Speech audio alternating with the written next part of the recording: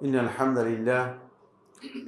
لله نحمده ونستعينه ونستغفره ونعوذ بالله من شرور أنفسنا وسيئات أعمالنا من يهده الله فلا مضل له ومن يضلل فلا هادي له وأشهد أن لا إله إلا الله وحده لا شريك له وأشهد أن محمدا عبده ورسوله أما بعد فإن أصدق الحديث كتاب الله وخير الهدي هدي محمد صلى الله عليه وسلم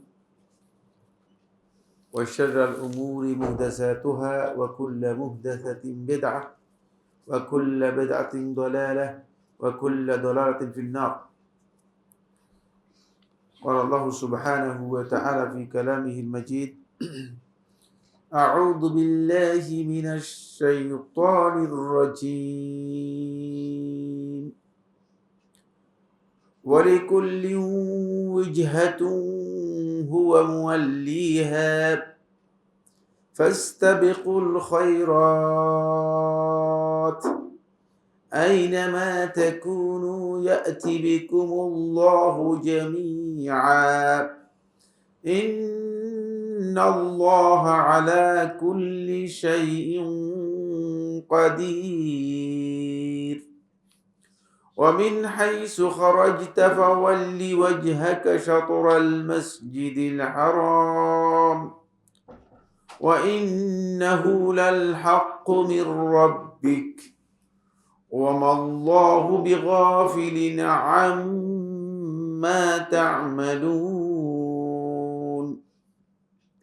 ومن حيث خرجت فول وجهك شطر المسجد الحرام وحيث ما كنتم فولوا وجوهكم شطره لئلا يكون للناس عليكم حجة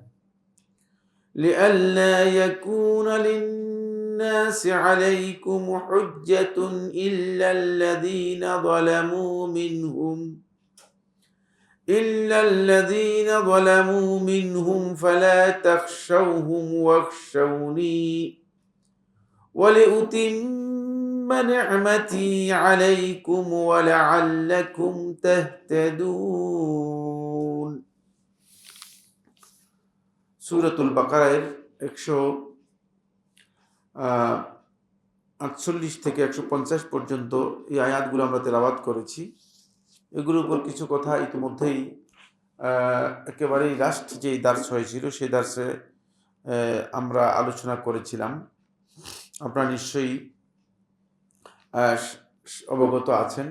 মানে এই আয়াতগুলো একেবারে এতটুকু পর্যন্ত পুরোটাই মূলত তাহওয়িলুল কিবলা পরিবর্তনের সাথে সম্পৃক্ত বিষয়। মানে কিবলা পরিবর্তনের যে ঘটনা, সেই ঘটনার সাথে সম্পৃক্ত বিষয়।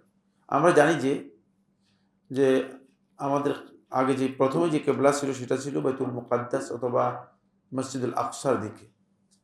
সেই কিবলা পরিবর্তন হয়ে আল্লাহ রাব্বুল আলামিন রাসূলুল্লাহ সাল্লাল্লাহু আলাইহি ওয়াসাল্লাম নির্দেশ দিয়েছেন যাতে করে মসজিদে হারামের দিকে মুখ করে সালাত আদায় করে থাকেন। এই আয়াতগুলো একই ধারাবাহিকতায় এসেছে। সেখানে আল্লাহ সুবহানাহু ওয়া তাআলা স্পষ্ট করে দিয়েছেন যে ওয়ালিকুল্লি উজহাতুন হুয়া মুওয়াল্লিহা, প্রত্যেক জাতির অথবা প্রত্যেক গোষ্ঠীর উজহাতুন হুয়া মুওয়াল্লিহা, তাদের একটা মানে দিক রয়েছে, তাদের একটা কিবলা রয়েছে, তাদের একটা মুখ করার জায়গা রয়েছে। হুয়া মুওয়াল্লিহা, সেদিকেই কি করবে, মুখ করবে, সেদিকেই মুখ ফিরাবে।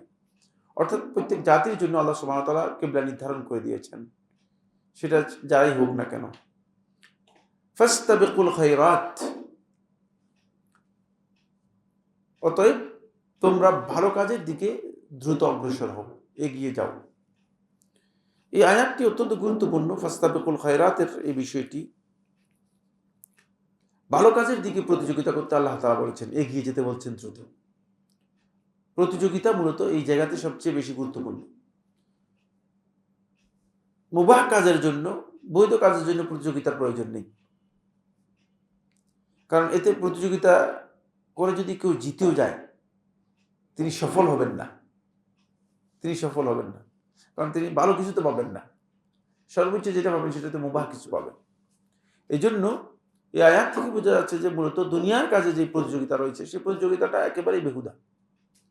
আল্লাহ রাব্বুল আলামিন প্রতিযোগিতা করতে বলেছেন, ভালো কাজের দিকে প্রতিযোগিতা করতে বলেছেন। এই আয়াতের আমলের দিক নির্দেশনা এই আহলুত তাফসীর কথা উল্লেখ করেছেন যে ঈমানদার ব্যক্তিগণ প্রতিদিনই তাদের মুসাবাকা আছে, তাদের প্রতিদিনের মুসাবাকা হচ্ছে, তারা প্রতিদিনই অগ্রসর হবে, প্রতিযোগিতা করবে যে তিনি সলাত আদায় করতে পারছেন কিনা, সলাতটা আদায় করছেন তিনি মানে প্রথম সারিতে সফুল আউয়ালে আদায় করতে পারছেন কিনা, এই প্রতিযোগিতা তার থাকবে। যদি এই প্রতিযোগিতা তার মধ্যে না থাকে তাহলে তিনি ফাস্তাবিকুল খায়রাত, আল্লাহ তাআলা যে নির্দেশ দিয়েছেন যে ভালো কাজের দিকে অগ্রসর হোক, সেদিকে অগ্রসর হতে পারেনি। তারা প্রতিযোগিতা করবে যে যখন সাদাকা অথবা দানের জন্য আহ্বান করা হবে, ডাকা হবে, তখন তাদের প্রতিযোগিতা হবে যে তারাই সর্বপ্রথম দানের জন্য কি করবে, নিজেকে এনলিস্টেড করবে, এনরোল করবে, নিজের নাম লেখাবে, দানে এগিয়ে থাকবে। তাদের প্রতিযোগিতা হচ্ছে তারা সর্বপ্রথম ওই সমস্ত ব্যক্তিদের অন্তর্ভুক্ত হবে যারা মানে কোরআন তেলাওয়াত করবে, কোরআনের দিকে অগ্রসর হবে। এই জন্য আল্লাহ রাব্বুল আলামিন ফাস্তাবিকুল খায়রাত এই আয়াতের মধ্যে ভালো কাজের দিকে অগ্রসর হতে আমাদেরকে নির্দেশ দিয়েছেন। আইনামা তাকুনু ইয়াতি বিকুমুল্লাহু জামিআ, এরপর আল্লাহ সুবহানাহু ওয়া তাআলা বলছেন যে তোমরা আইনামা তাকুনু, তোমরা যেখানেই থাকো না কেন, ইয়াতি বিকুমুল্লাহু জামিআন, আল্লাহ তাআলা ইয়াতি বিকুমুল্লাহু জামিআন, আল্লাহ রাব্বুল আলামিন তোমাদের সবাইকে একসাথে নিয়ে আসবেন, একসাথে করবেনই। কারণ এখানে কেউ এই কথা ধারণা করার সুযোগ নেই, মানে কেউ এই চিন্তা করার সুযোগ নেই যে বান্দাদের মধ্যে যে কারো পক্ষে আল্লাহ রাব্বুল আলামিনের ক্ষমতার বাইরে গিয়ে পালিয়ে থাকতে পারবে অথবা সরে থাকতে পারবে, এই সুযোগ নেই। অবশ্যই সবাইকে আল্লাহ তাআলা নিয়ে আসবেন। ইন্নাল্লাহা আলা কুল্লি শাইইন কাদির, এরপর আল্লাহ তাআলা তার ক্ষমতার কথা বলেছেন, নিশ্চয়ই আল্লাহ তাআলা সকল কিছুর উপর ক্ষমতাবান, তিনি ক্ষমতা রাখেন। এটা হলো আয়াতের মূল যে তর্জমা, এই তর্জমা আমরা আগে এই আয়াতের তর্জমা হয়েছে, তারপরে একটু আপনাদের স্মরণ করে দেওয়ার জন্য, যেহেতু অনেক আগে আমাদের ক্লাসটি গিয়েছে, এই জন্য আমরা তর্জমাটা স্মরণ করে দিলাম।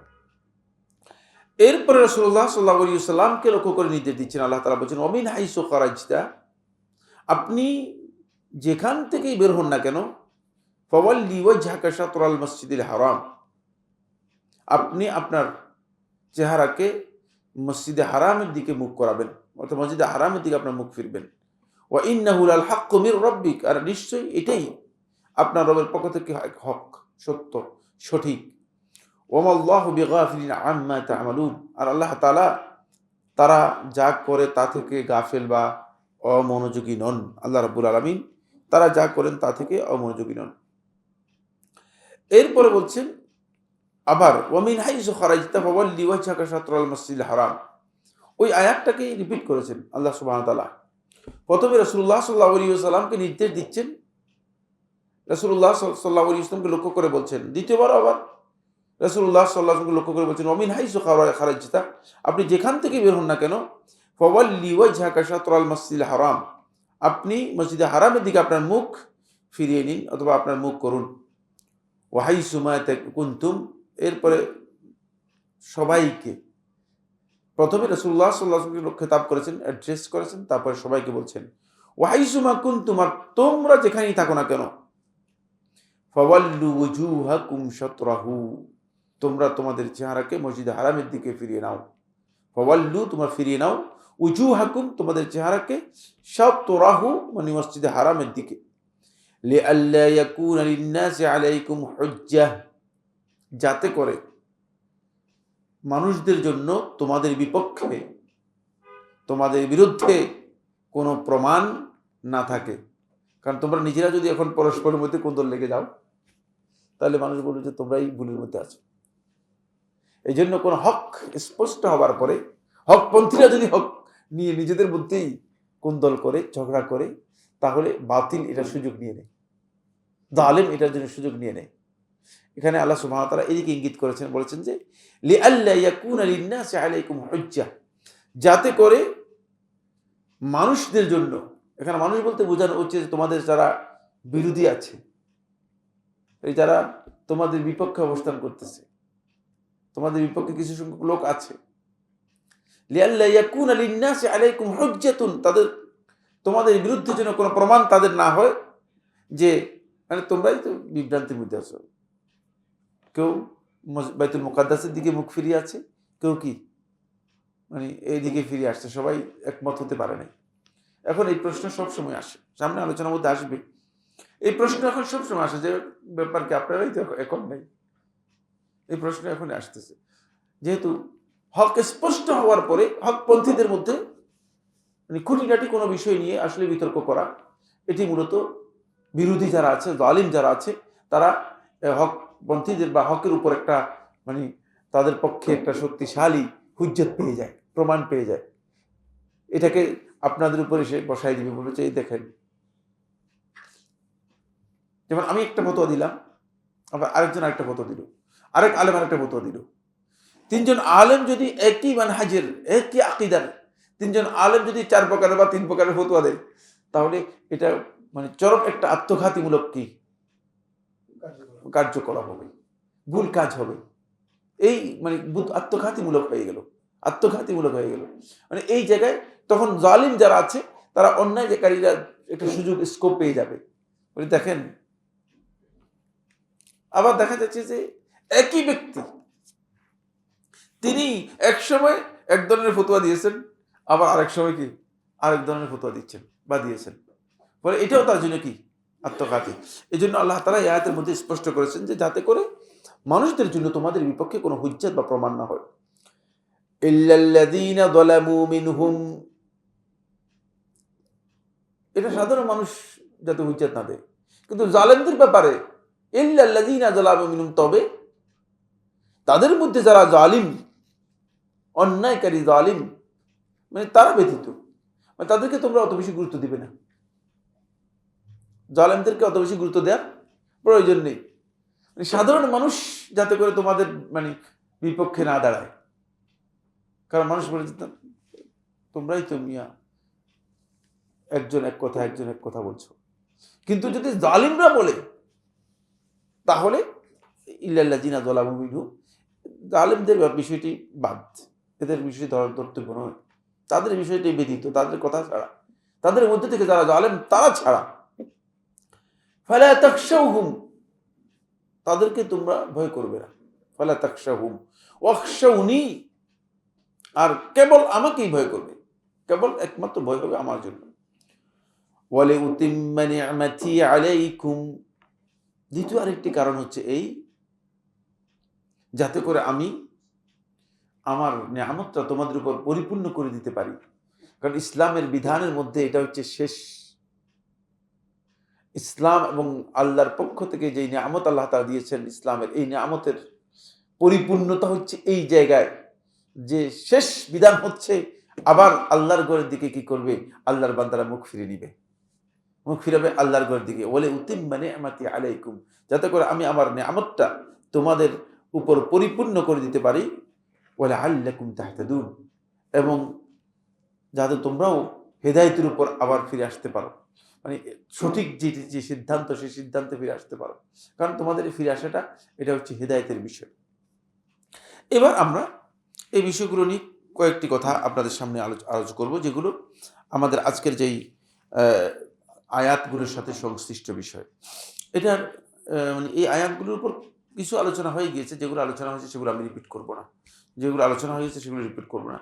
শুধু যেই বিষয়গুলো আমাদের আলোচনার মধ্যে আসেনি অথবা আলোচনার দরকার ছিল কিন্তু আলোচনা হয়নি, সেগুলো আপনাদের সামনে আলোচনা করব। 1 নম্বর যে পয়েন্টটি নিয়ে আমরা আলোচনা করব, অনেক লম্বা কথা আলোচনা হয়েছে আমার খেয়াল আছে, আপনাদের মানে বিশেষ করে কিবলা এর দিকে মুখ ফিরানোর বিষয়ে আমরা লম্বা কথা আলোচনা করেছি। 1 নম্বর কথা এখানে যেটা, সেটা হচ্ছে এই যে আল্লাহ সুবহানাহু ওয়া তাআলা যখন আল্লাহর বান্দাকে আল্লাহ রাব্বুল আলামিন কোনো বিষয় নির্দেশ দেন, তখন আল্লাহ রাব্বুল আলামিন বান্দাদেরকে, আল্লাহ সুবহানাহু ওয়া তাআলা নির্দেশের সাথে বান্দাদেরকে আল্লাহ রাব্বুল আলামিন আশ্বস্ত করেন এবং বান্দাদেরকে ভয় দেখান। এটা আল্লাহ তাআলার সুন্নাহ, যাতে করে বান্দা একদিক থেকে আল্লাহর পক্ষ থেকে আশাবাদী হতে পারে, আবার কি আল্লাহর ভয় তার অন্তরের মধ্যে জাগ্রত হতে পারে। কারণ শুধু আশার উপর নির্ভর করে আল্লাহ রাব্বুল আলামিন আনুগত্য করতে পারে না। এই কারণেই আপনি দেখছেন এই আয়াতের মধ্যে আল্লাহ সুবহানাহু ওয়া তাআলা যখন ফাস্তাবিকুল খায়রাত, তোমরা ভালো কাজের দিকে অগ্রসর হও, দৌড়াও, দৌড়িয়ে আসো। সাবক বলা হয় তাকে মূলত কোনো কাজে মানে প্রতিযোগিতামূলক এগিয়ে যাওয়া, এটাকে বলে থাকে সাবক, প্রতিযোগিতামূলক মানে অগ্রসর হয়ে যাওয়া। ভালো কাজ যেগুলো সেগুলোর দিকে প্রতিযোগিতামূলক এগিয়ে যেতে বলা হয়েছে। কিন্তু অবশ্যই ভালো কাজটা, যেটা ভালো কাজ হওয়ার জন্য ইসলাম দুইটি শর্ত করেছে। কয়টি শর্ত করেছে? দুইটি শর্ত করেছে। এক নম্বর হচ্ছে ভালো কাজ হওয়ার জন্য সেটি আল্লাহ এবং তার রাসূলের অনুমোদিত কাজ হতে হবে। আল্লাহ এবং তার রাসূলের অনুমোদিত কাজ হতে হবে। দুই নম্বর হচ্ছে, কারণ হারাম নিষিদ্ধ কাজ সেটা কোনোদিন ভালো হওয়ার কি নেই,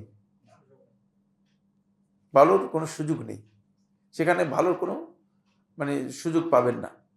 যেমন আপনি যদি মনে করেন যে সুদ এর মাধ্যমে আমি সম্পদশালী হয়ে এই সম্পদ আল্লাহর রাস্তায় ব্যয় করে দিব, অনেক দান করব, এটা ভালো কাজ নয়।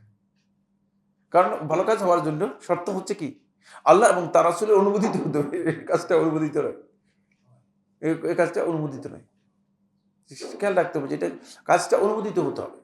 যদি আপনার নিয়ত খুব ভালো, নিয়ত খুব ভালো, নিয়ত হলে যথেষ্ট হবে, এটা অনুমোদিত। দুই নম্বর হচ্ছে ভালো কাজের দ্বিতীয় নম্বর শর্ত হচ্ছে যাতে মানুষের কল্যাণ আছে, নিজের কল্যাণ আছে, সেটা হতে হবে। খাইর যেটাকে বলা হয়, এর মধ্যে কল্যাণ থাকতে হবে। মানে ক্ষতি আছে এমন কোনো কাজকে ভালো কাজ হিসেবে চিহ্নিত করার সুযোগ নেই। সেটা আপনার কাছে মনে হচ্ছে যেন ক্ষতি, কিন্তু ক্ষতি নয়। যেমন কোনো ব্যক্তি যদি অপারেশন করে তার শরীরে কিছু অংশ কেটে ফেলে দেয়, যাদের মনে করেন পায়ের মধ্যে ওই যে পছন, গ্যাংগ্রিন জাতীয় রোগ ধরে গেছে, পছন, এখন তার পা কেটে ফেলে, তো পা কেটে ফেলতেছে, মানে এখন সে বলতেছে না আমার পা কেটে ফেলতে পারবেন না। কেটে ফেলাটা হচ্ছে এটা ভালো কাজ, অন্যথায় পুরোটাই কি হয়ে যাবে, পচে যাবে। এই জন্য মানে যেটা ক্ষতি দূর করে, এটা ভালো কাজ। ভালো কাজ হচ্ছে যার মধ্যে কল্যাণ আছে মানুষের, সেটা হচ্ছে ভালো কাজ। এই দুটি শর্তে যে কাজগুলো আছে সেগুলো হচ্ছে ভালো কাজ, যেগুলোর দিকে আল্লাহ রাব্বুল আলামিন আমাদেরকে প্রতিযোগিতা করতে বলেছেন এবং এগিয়ে যেতে বলেছেন। ফাস্তাবিকুল খায়রাত, তোমরা যাতে করে এগুলোর দিকে এগিয়ে যেতে পারো। এই আয়াতের সাথে আগের যে কথা আল্লাহ তাআলা বললেন, এটার মধ্যে পার্থক্য কি বা এর সাথে সম্পর্কটা কি? এক নম্বর বিষয় হচ্ছে ওয়ালিকুল্লি উজহাতুন হুয়া মুওয়াল্লিহা, যে প্রত্যেকের জন্য আল্লাহ রাব্বুল আলামিন একটা দিক বা একটা কিবলা আল্লাহ তাআলা নির্ধারণ করে দিয়েছেন। সুতরাং যেহেতু যার জন্য যেটা নির্ধারণ করা হচ্ছে এটা তার জন্য ভালো, এটা আল্লাহ তাআলা জানেন যে এটা ভালো। সুতরাং যদি এই মুসলমানদের জন্য যেটা নির্ধারণ করে দিয়েছেন, মুসলমানদের সেটা অনুসরণ করা উত্তম। এই প্রশ্ন উত্থাপন করার কোন সুযোগ নেই যে তাহলে ইহুদিদের সালাত বাতিল হয়ে গেছে কিনা। ইহুদিরা তো বাইতুল মুকাদ্দাসের দিকে সালাত আদায় করে, তো খ্রিস্টানরা বাইতুল্লাহমের দিকে মুখ ফিরিয়ে সালাত আদায় করে, তাদের সালাত বাতিল হয়ে গেছে কিনা, এই প্রশ্ন করার কোনো সুযোগ নেই। এই জন্য ক্লিয়ার করে দিচ্ছেন যে তোমাদেরকে এটা প্রশ্ন করার সুযোগ নেই, বরং প্রত্যেকের জন্য দিক নির্ধারণ করা আছে, সেদিকেই মুখ ফিরাবে। তোমাদেরকে যেটা নির্দেশ দেওয়া হচ্ছে তোমরা সেই নির্দেশের দিকে কি হও, এগিয়ে যাও। এখান থেকে বোঝা যাচ্ছে যে আল্লাহ তাআলার নির্দেশের মধ্যে মানুষের জন্য কল্যাণ আছে। আল্লাহর কোনো নির্দেশ মানুষের কল্যাণের বাইরে নেই। এই জন্য নির্দেশ এবং নিষেধগুলো সবগুলোর মধ্যে দুটি জিনিস বাধ্যতামূলক, হয়তো জালবুল মানফাআহ অথবা দাফুল মাফসাদা। জালবুল মানফাআহ হচ্ছে মানুষের জন্য কল্যাণ নিশ্চিত করা, কল্যাণ মানুষের জন্য কি করা, মানে কল্যাণকে মানুষের জন্য নিশ্চিত করা অথবা কল্যাণকে নিয়ে আসা। আর দাফুল মানফাআহ হচ্ছে, দাফুল মাদাররা অথবা মাফসাদা হচ্ছে কারো ক্ষতি বা অনিষ্ট দূর করা। আল্লাহর নির্দেশের মধ্যে এই দুটি জিনিস থাকবেই। অন্যথায় আল্লাহ রাব্বুল আলামিন নিষেধ অথবা নির্দেশ দেন না। ফলে এই জায়গায় মানে খায়রাত দিয়ে এখানে সব কিছুকে অন্তর্ভুক্ত করা হয়েছে যেগুলো আল্লাহ তাআলার নির্দেশের মধ্যে মূলত মানুষের জন্য কি রয়েছে, খায়রাত বা কল্যাণ রয়েছে। খায়রাত আল্লাহর নির্দেশের বাইরে কোনোটাই নেই। এরপরে আল্লাহ সুবহানাহু ওয়া তাআলা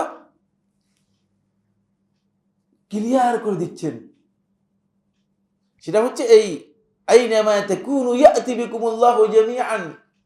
তোমরা যে এখন বাদানুবাদ করছো, বিতর্ক করছো, বিতণ্ডা করছো, ঝগড়া বিবাদ করছো, এই দল এই দলেরকে দোষারোপ করতেছো, এই আইনামা তাকুনু তোমরা যেখানেই থাকো না কেন আল্লাহ তাআলা সবাইকে একসাথ করবেন। সেদিন সব স্পষ্ট হয়ে যাবে। কিয়ামতের দিন সব স্পষ্ট হবে কি হবে না? সব স্পষ্ট হয়ে যাবে। ইয়াতি বিকুমুল্লাহু জামিআন, তোমাদের সবাইকে আল্লাহ তাআলা নিয়ে আসবেন। সুতরাং কেউ মানে সেখানে পালিয়ে থাকার কোনো সুযোগ নেই। সবাই আল্লাহ রাব্বুল আলামিনের কাছে আসতে বাধ্য। এই কথাটি আল্লাহ সুবহানাহু ওয়া তাআলা এই আয়াতের বলে বলেছেন ফাস্তাবিকুল খায়রাত, এর সাথে বলেছেন এই জন্য মানে মানুষকে নিয়ে আসলে সে কি ভালো কাজ করছে না মন্দ কাজ করছে সেটাও একসাথে আসবে। প্রত্যেকটা মানুষ তার আমল নামা সহ কিয়ামতের দিন উঠবে। আল্লাহ রাব্বুল আলামিন তখন কার কি ভালো কাজ আছে, কার কি মন্দ কাজ আছে সবটাকে আল্লাহ সুবহানাহু ওয়া তাআলা সেখানে উপস্থাপন করবেন, তুলে ধরবেন। আইনামা তাকুনু, এখান থেকে বোঝা যাচ্ছে যে মানে পৃথিবীর যেই ভূখণ্ডে মানুষ থাকুক, মানে মানুষের এই কথা চিন্তা করার কোনো অবকাশ সুযোগ নেই যে সে আল্লাহ রাব্বুল আলামিনের পাকড়াও অথবা নিয়ন্ত্রণের বাইরে আছে। এই ধারণা করার সুযোগ নেই। এজন্য আল্লাহ রাব্বুল আলামিন ক্লিয়ার করে দিচ্ছেন যে যেখানেই থাকো না কেন ইয়াতি বিকুমুল্লাহু জামিআন, আল্লাহ তাআলা তোমাদের সবাইকে নিয়ে আসবেন। সবার কথা এই জন্য বলেছেন কিয়ামতের দিন মানুষ যেই সমস্ত বিষয় নিয়ে আজকে মতবিরোধ করেছে, যখন সবাই একসাথ হবে তখন তাদের কাছে নিজেরাই তারা বুঝতে পারবে যে তারা যা করেছে তা ভুল করেছে, ক্লিয়ার হয়ে যাবে। যে এই জন্য সবার কথা বলে দিয়েছেন তোমরা কিন্তু একদিন সব একসাথ হয়ে যাবে। তখন একসাথ হলে তোমাদের সব জিনিস কি হয়ে যাবে, ক্লিয়ার হয়ে যাবে। এখানে আরেকটা জিনিস ইঙ্গিত রয়েছে, সেটা হচ্ছে এই আল্লাহর বান্দারা যদি কোনো কারণে একত্রিত হয় তাহলে আল্লাহর বান্দা তার ভুলগুলো তিনি কি করতে পারেন, সংশোধন করতে পারেন।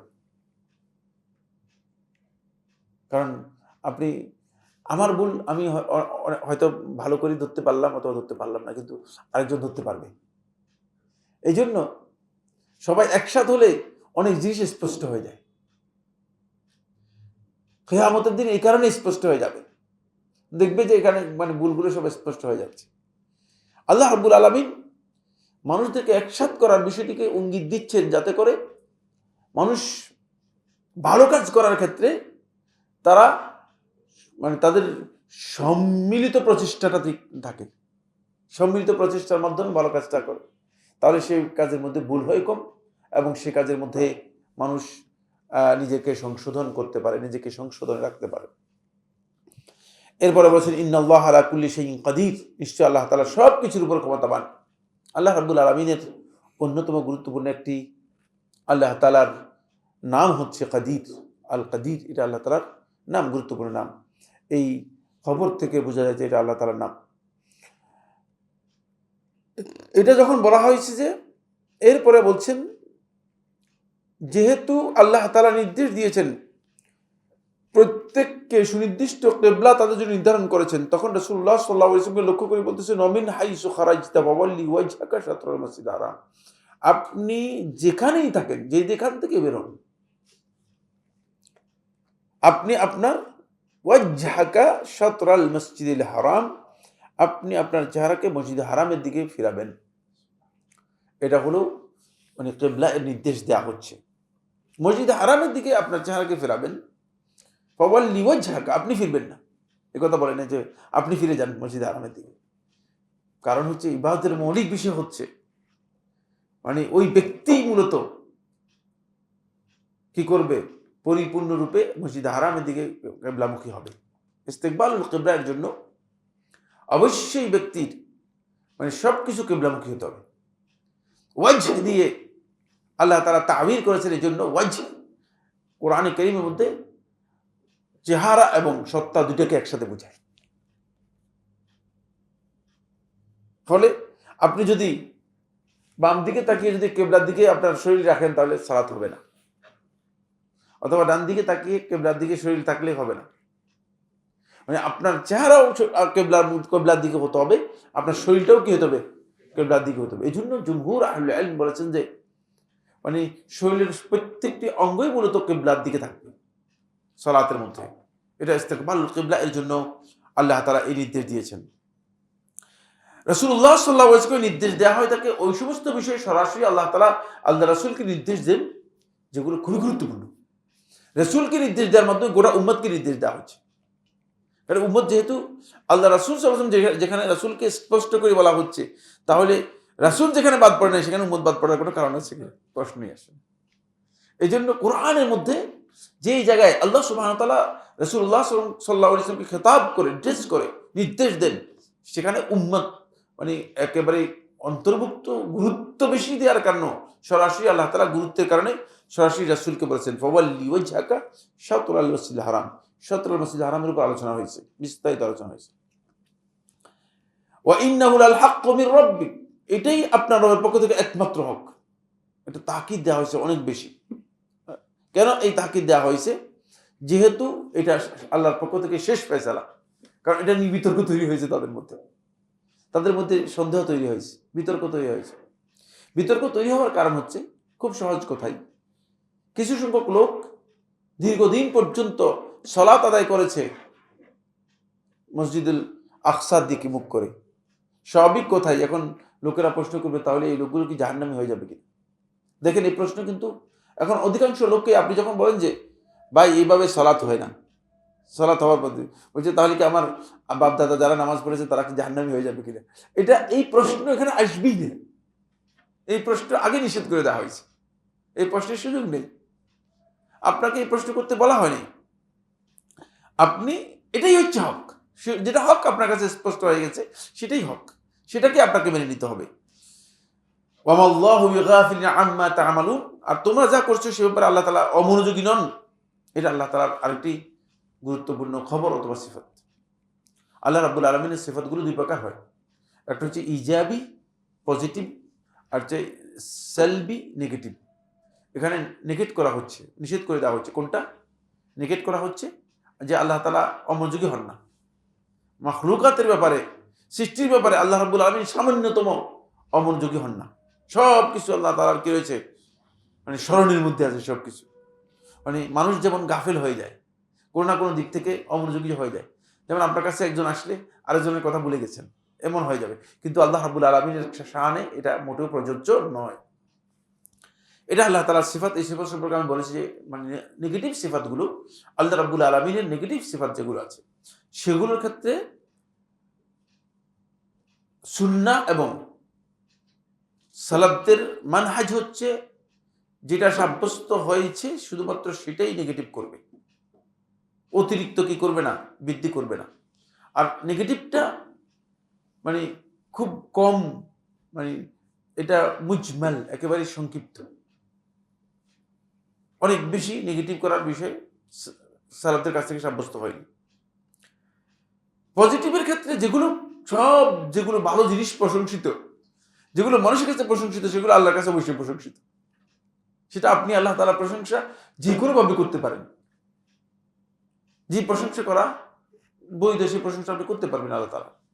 কিন্তু একথা বলতে পারবেন না যে আল্লাহ সম্পর্কে যেটা এমন কিছু নেগেটিভ করবেন যেটা আল্লাহ তাআলা নেগেটিভ করেন নেই, বা আল্লাহ তাআলা যেটা না করেন নেই, আল্লাহ তাআলা যেটা নফি করেন নেই, বাদ দেন নেই, আল্লাহ রাব্বুল আলামিন যেটা সাব্যস্ত করেন নেই সেটা আল্লাহ তাআলার জন্য সাব্যস্ত করে দিবেন, সেটা হতে পারে না। এখানে বেগাফিল, ওয়ামাল্লাহু বিগাফিল, মানে আল্লাহ তাআলা ধারণা করলেন যে যেহেতু আল্লাহ তাআলা গাফিল নন, তাহলে আল্লাহ তাআলা মানে অসুস্থ নন। এটা সাব্যস্ত হবে না, এটা বলতে পারবেন না, এটা নেগেটিভ করতে পারবেন না। কারণ কিয়াস করে, আন্দাজ করে আল্লাহ সম্পর্কে কোনো কিছু বলা বৈধতা নেই। এটা আন্দাজ করে বলার কোনো সুযোগ নেই। এখানে খেয়াল রাখতে হবে। মানে অনেক লোক আছে আন্দাজের উপর বলে দিচ্ছেন। একবার এটা আমি গত আলোচনার মধ্যে বলছিলাম যে আল্লাহ তাআলা মিথ্যুক নন, নাউযুবিল্লাহ মিন যালিক। এই কথাটা সত্য হবে কিনা? নাউযুবিল্লাহ। আল্লাহর ক্ষেত্রে এটা বলতে পারবেন না, বুঝলেন? আল্লাহর ক্ষেত্রে এটা বলতে পারবেন না, কিন্তু আল্লাহ তাআলা জালিম নন এটা বলতে পারবেন, কারণ এটা আল্লাহ তাআলা বলেছেন আল্লাহর ক্ষেত্রে। কিন্তু আল্লাহর ক্ষেত্রে কথা বলতে পারবেন না আল্লাহ মিথ্যুক নন, নাউযুবিল্লাহ মিন যালিক। আল্লাহ মিথ্যাবাদী নন, নাউযুবিল্লাহ। এগুলো খেয়াল রাখতে হবে যে যেটা আল্লাহ তাআলার শানের সাথে কোনোভাবে নফি করাটা সঠিক নয়, সেটা নফি করতে পারবেন না, কোনোভাবে সেটাকে না করতে পারবেন না, এটা আপনার বৈধ হবে না। এরপরে বলেছেন ওই আগের নির্দেশটাই দ্বিতীয়বার আবার রিপিট করেছেন। প্রথমবার উল্লেখ করেছেন নির্দেশটা এই বিষয় নিশ্চিত করার জন্য যে এটাই একমাত্র বিধান এবং হক, সুতরাং তোমাদের এটাই মানতে হবে। এই কারণেই মানে ওই কথাটা কি করছেন, প্রথমবার বলেছেন ও মিন হাইসু খারাজতা, যেখান থেকে আপনি বের হন, ফাওয়াল্লি ওয়াজহাকা শাতরাল মসজিদিল হারাম, মসজিদে হারামের দিকে আপনি মুখ ফেরান। কেন? এটাই হক একমাত্র, মানে এটাকে তাকিদ দেওয়া হচ্ছে যে বিধান একমাত্র এটাই, আর কোনো বিধান নেই। এখন মুখ ফিরাতে হবে কোন দিকে? মসজিদে হারামের দিকে, মসজিদে হারামের দিকে। দ্বিতীয়বার রিপিট করেছেন এই জন্য নয়, দ্বিতীয়বার রিপিট করেছেন যে তোমাদের মধ্যে যে কোন্দল তৈরি হয়েছে এই কোন্দলটাকে কি করার জন্য? অপনোদন করার জন্য। এই জন্য কোরআনে কারীমের একটি আয়াতের মধ্যেও এমন রিপিটিশন নেই যে রিপিটিশনের কোনো মিনিং নেই। প্রত্যেকটা জায়গায় কিন্তু রিপিটিশন আছে, রিপিটিশনের মধ্যে একটা মিনিং আছে। এই দ্বিতীয়বার রিপিটিশন করতেছে ওয়ামিন হাইসু খারাজতা ফাওয়াল্লি ওয়াজহাকা শাতরাল মসজিদিল হারাম, তারপরে এর সাথে যুক্ত করে দিচ্ছেন ওয়াহাইসুমা কুনতুম, তোমরাও যেখানে থাকো। এখানে কারণ আগের আয়াতটায় মুজমাল ছিল, মুজমাল হচ্ছে সংক্ষিপ্ত ছিল, পরে আয়াতের মধ্যে ওই সংক্ষিপ্তটাকে কি করেছে? একটু মুফাসসার করেছে, মানে একটু স্পষ্ট করেছে। স্পষ্ট করে বলেছে যে ওয়াহাইসুমা কুনতুম, তোমরা যেখানেই থাকো, ফাওয়াল্লু উজুহাকুম শাতরাহু, তোমরা তোমাদের চেহারাটাও মসজিদে হারামের দিকে ফেরাও। তাহলে মানে আগের আয়াতকে একটু এক্সপ্লেন করে আল্লাহ তাআলা বলছেন এই যে নির্দেশটা, এই নির্দেশটা এখানে কেন? দুটি কারণে।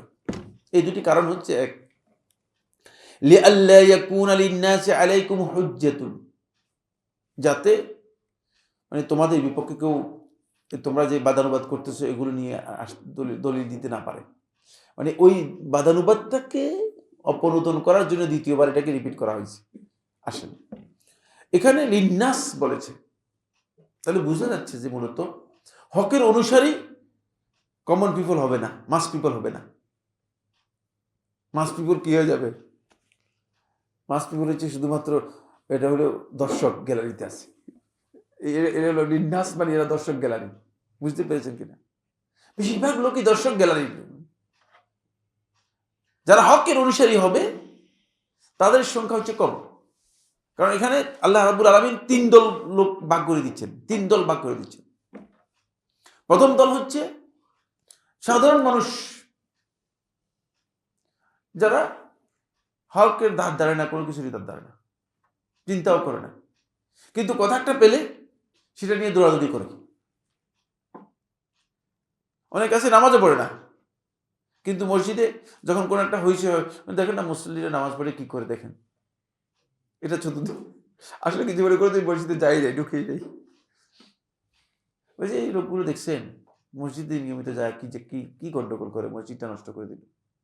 আসলে কিন্তু নিজে করে দিন, নামাজও পড়ে নাই, মসজিদে যায়ও নাই। এরা হচ্ছে দর্শক গ্যালারির লোক, লিন্নাস। এদের সংখ্যা হবে বেশি। মানে আল্লাহ তাআলা মানে এদের মুখটাকে মানে থামাতে বলছে এই জন্য, কারণ এদের মানুষ বেশি, তো এদের মুখে যদি কথা বেশি হয় তাহলে মানে এটা মানুষের কাছে বেশি কি হয়ে যাবে, আওয়াজ হয়ে যাবে। এই জন্য এদের ব্যাপারে বলছেন যে যাতে করে তারা কোনো প্রমাণ তোমাদের মানে পক্ষে, তোমাদের বিপক্ষে দিতে না পারে। তোমাদের বিপক্ষে তারা বলবে যে দেখো এরা মুসলিম, এরা নামাজ নিয়ে মানে কত রকম খেলা খেলতেছে। একবার কেবলা মানে কেবলা মসজিদে হারামের দিকে মুখ করতেছে, আর একবার মুখ করতেছে মসজিদে আকসার দিকে, তো এরা নামাজ দিয়ে খেলতেছে। তো এরকম এই কথা যাতে করে তারা বলতে না পারে। এরা হল দর্শক গ্যালারির লোক, মাস পিপল। এরপরে দ্বিতীয় হচ্ছে ইল্লাল্লাযীনা যালামু মিনহুম, তাদের মধ্যে যারা জালেম আছে তারা ছাড়া। জালেমদেরকে ভ্রুক্ষেপ করতে নিষেধ করা হয়েছে, বলা হয়েছে ভ্রুক্ষেপ করবেনই না, তাদের দিকে ভ্রুক্ষেপ করবেন না। ইল্লাল্লাযীনা যালামু মিনহুম, এটা হলো ওই দল যারা আসলে ইচ্ছাকৃতভাবেই ফিতনা করার জন্য, বিপর্যয় তৈরি করার জন্য মানুষের মধ্যে কোনো বাদানুবাদ তৈরি করে দেয়, এরা হচ্ছে জালিম। এখান থেকে বোঝা যাচ্ছে যদি কোনো ব্যক্তি হকের বিপক্ষে অপপ্রচার করে,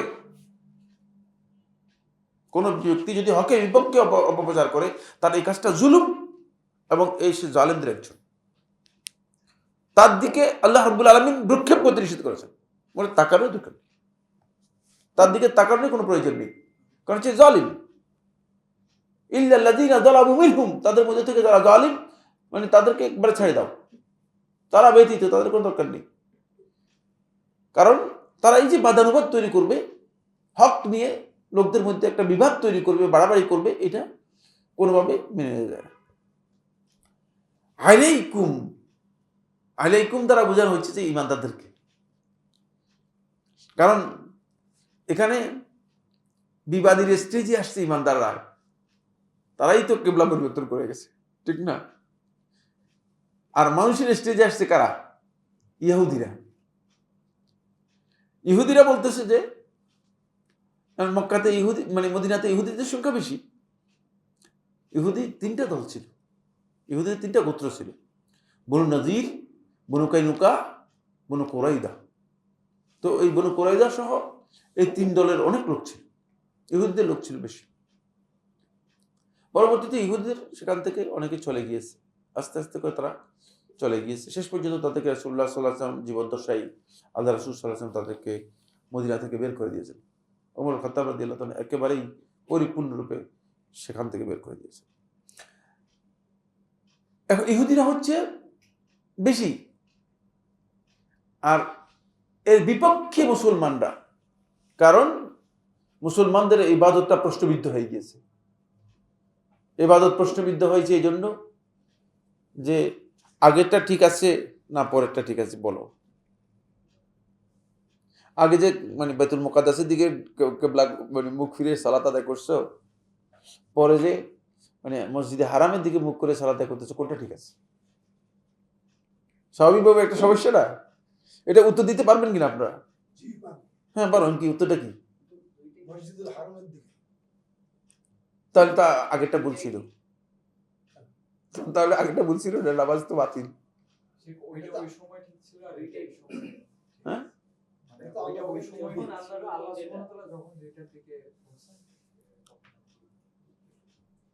এই আজি সাহেব, আগেরটা মানসুখ হয়ে গেছে আর কি, মানে আল্লাহ তাআলা যখন যেটা আদেশ করে ওইটাই আসলাহ, হক। আল্লাহর হুকুম পালন করতে হবে। হ্যাঁ এটাই কথা। আমরা তো মানে আল্লাহর নির্দেশ পালন করতেছি, আমরা মসজিদে হারাম আর মসজিদে আকসার নির্দেশ পালন করতেছি না, আল্লাহর নির্দেশ যেটা সেটাই পালন করব। সুতরাং হক হচ্ছে আল্লাহর নির্দেশ পালন করা, দুটাই হক, দুটাই সহি। সুতরাং আগের সালাত বাতিল হবে, পরের সালাত মানে হবে ঠিক আছে, এ কথা বলার সুযোগ নেই। এটা আল্লাহর নির্দেশ, একটি গুরুত্বপূর্ণ মাসআলা এর সাথে জড়িত রয়েছে, খুব ভালো করে খেয়াল করুন। সেটা হচ্ছে এই বেরলভীদের ইমাম আহমদ রেজা খান বেরলভী, নাম শুনছেন মনে হয়, যাকে তারা আলা হজরত বলে। আসলে আলা হজরত নেই, আসফাল হজরত, সবচেয়ে মানে শয়তান হজরত, বুঝতে পেরেছে? তো এই বেরলভীদের ইমাম একটা তাফসীর লিখেছে, অনেক বিশাল বড় তাফসীর, অনেক কোরআনের এমনি আরবি ভাষা, তারপরে তাফসীর, তারপরে ভাষার জ্ঞান, সাহিত্যের জ্ঞান, এরপরে মানে গবেষণা, মানে এরপরে যুক্তি, এগুলোতে বুঝলেন না মানে শয়তানের কাছাকাছি, বা শয়তানও পরাজিত হবে, বুঝতে পেরেছেন? ফলে এই ওই তাফসীর যদি আপনারা পড়তেন, এখানে যদি পড়তেন, তাহলে একজনও মানে হেদায়েতের উপর থাকতেন না। বলতেন যে ভাই এগুলো কি বলতেছেন আপনি, এই সমস্ত কথা আমাদেরকে ধোঁকাবাজি দিচ্ছেন, ধোঁকাবাজি করতেছেন আমাদের সাথে। পুরাটাই পদভ্রষ্ট করে দিত আপনার মাথাটাই গোল করে দিত পুরাটাই।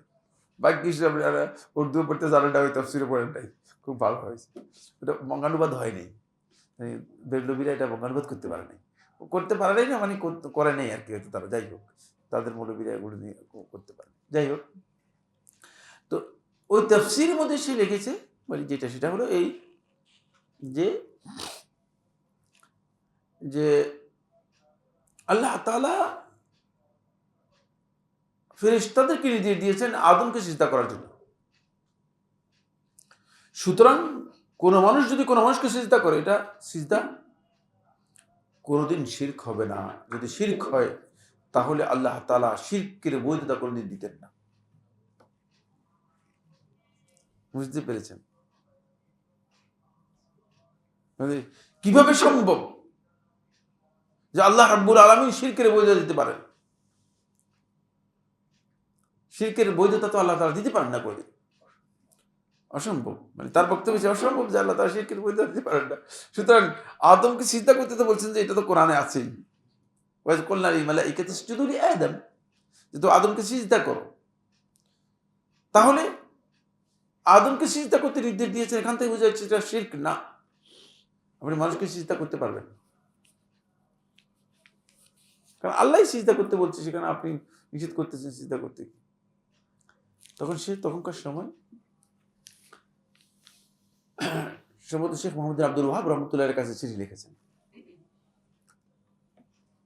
ওই সময় মানে সে হচ্ছে কত, হ্যাঁ ওই সময়ের লোকই, ওই সময়ের লোক, মানে সে মনে হয় 1911, 1910 মানে এই সময় থেকে সমসাময়িক লোক। মানে মির্জা গোলাম আহমদ কাদিয়ানি আর তার ভাই মির্জা গোলাম কাদের কাদিয়ানি, এই দুজনকে ইংরেজরা ডেকে নিয়ে মির্জা গোলাম আহমদ কাদিয়ানিকে নবী বানিয়েছে, আর আর মির্জা গোলাম কাদের কাদিয়ানি যে আছে তাকে বলছে যে তুমি একটা গ্রুপ তৈরি করো, যে গ্রুপের দায়িত্ব হবে যে এরা মানে মুহাম্মদের গোলাম হবে। নাউজুবিল্লাহ মিন যালিক। এই সেই গ্রুপটা হচ্ছে বেরলভী গ্রুপ। এই তার কাছে মানে এই মুফতি আহমদ রেজা বেরলভী সেই মির্জা গোলাম কাদের কাদিয়ানির ছাত্র, এমন গোলাম আহমদ কাদিয়ানি ইংরেজদের কাছ থেকে মোটামুটি সেখান থেকে একটা ভালো অঙ্ক পেয়ে সে নবী হয়ে গেছে। এ আর নবী হয় না, মানে নবী হলে তো মানে মানুষ গ্রহণ করবে না। তখন এক বলছে না আমি নবী না, নবীর গোলাম। বুঝতে পেরেছি, আমি নবী হয়ে যাই, কি হয়েছি, নবীর গোলাম হয়ে গেছি। বুঝতে পেরেছি। ফলে এর গ্রুপ হচ্ছে নবীর গোলামের গ্রুপ। কারণ এরপরেই তার কাছ থেকেই ছাত্র যখন আসে, তখন সে তার নাম হচ্ছে কি আহমদ রেজা। আহমদ রেজা হচ্ছে নাম, বুঝলেন না? আহমদ রেজা মানে বাপের নাম হচ্ছে আব্দুল করিম মনে হয়, আমার যতটুকু মনে পড়তেছে। যাই হোক, এরকম আহমদ করিম খান এরকম কিছু, মানে বেরলভী হচ্ছে জায়গার নাম। বেরেলি এই জায়গা ইন্ডিয়াতে এখনো আছে, বেরেলি তো প্রসিদ্ধ জায়গা ইন্ডিয়া। তো এই